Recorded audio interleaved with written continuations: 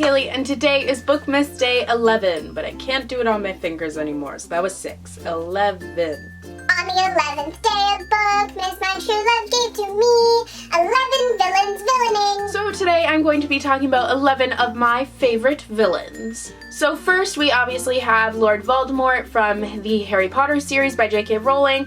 Pretty sure Voldemort is like the ultimate villain and he just goes without explanation. He is just creepy and scary and just ugh. But he's also a very multi-dimensional villain, so he's really great. Then we have the villain from Shadow and Bone by Leigh Bardugo, which I can't really talk about because it's a little bit spoilery, so I'm not going to talk about it, but he's another really multi-dimensional villain that you don't really know what's going on with them, and I think that's what I really look for in villains when they're not just this flat character. I like them to have a little bit of dynamics to them, you know, all that good stuff. Next is another villain that I can't really talk about because it's kind of spoilery, but that is The Unbecoming of Mara Dyer by Michelle Hodkin, the villain in this one. First, the villain is kind of her psyche, which I really like when villains aren't like an actual person. I like when there's something, like some sort of element, like in The Fault in Our Stars. I guess you could say that the villain would be death or cancer. Like, I like when things are like that, and I like with this book that she's kind of battling with her psyche and battling inside her mind and trying to figure out what's real and what's not, but then the villain does take on like a corporeal form, and I really love who it takes form in, and I think it's just super creepy and really adds a lot to the series. Next is the villain from The Strange and Beautiful Sorrows of Ava Lavender by Leslie Walton. I honestly don't even remember what the name of the villain was. I just remember he was super, super creepy and really weird, and it was just, I hate him a lot, but I also just really like his, he was really creepy. He did what he was supposed to do. Like, I hate him so much,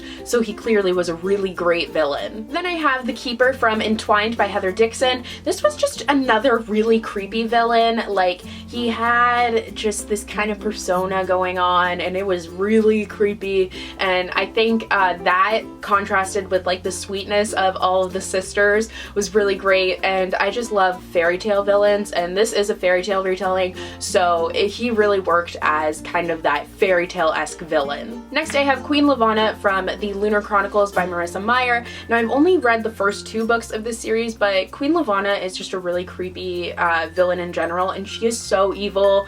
It's ridiculous. Like, she's just one of those villains that sticks out in your mind when you think of a villain, because she is just so bad, and it's just, oh my god. Next is another one that I can't really say who it is, but it's a villain from Miss Peregrine's Home for Peculiar Children by Ransom Briggs. The villain in this one is kind of like, I like the fact that there's a connection between the characters and the villain, and I think that really just kind of adds to it and makes the villain even more evil, because I mean, they do have a connection to these characters, but they're still doing these awful things, and I think that really just makes for a more multi-dimensional villain, and really they're just like this mad scientist kind of villain, and I really like that. Next is the Queen from Splintered by A.G. Howard.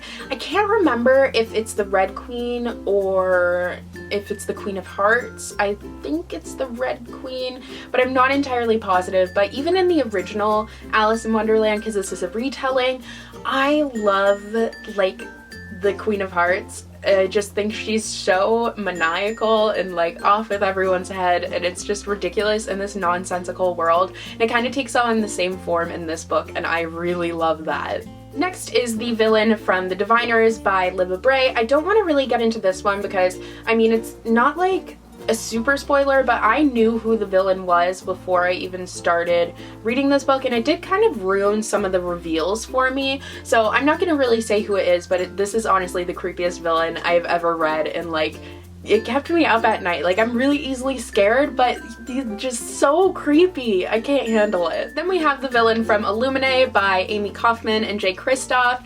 This is another one that, like, I was reading this book, I'm currently reading it, and the villain in it is just ridiculously creepy because it could happen. and it creeps me out so much. But I was reading it last night and I was just straight up freaked out. Like, I don't even know why. Maybe it was because it was dark. It wasn't even a particularly creepy part, but this villain is ridiculous, and there are a lot of villains in this, but like this one villain is just so creepy.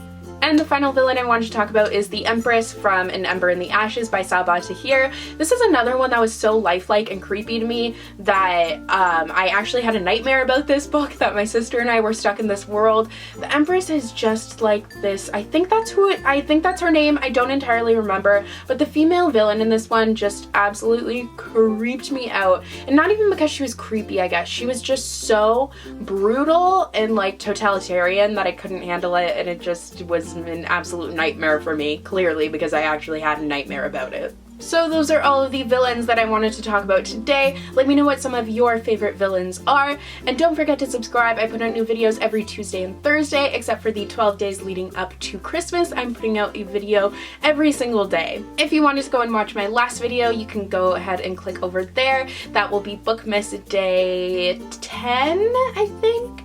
10, where I talk about 10 of my fictional crushes. And if you wanted to follow me on social media, I have Twitter, Snapchat, and Instagram. My username for all of those is @HalesArtsNYC, so you can follow me there. And we're talking about Bookmas on there a lot, and everything is under the hashtag #MerryBookmas. So yeah, I hope you guys enjoyed, and I'll see you guys tomorrow in the last video of Bookmas, which makes me very sad.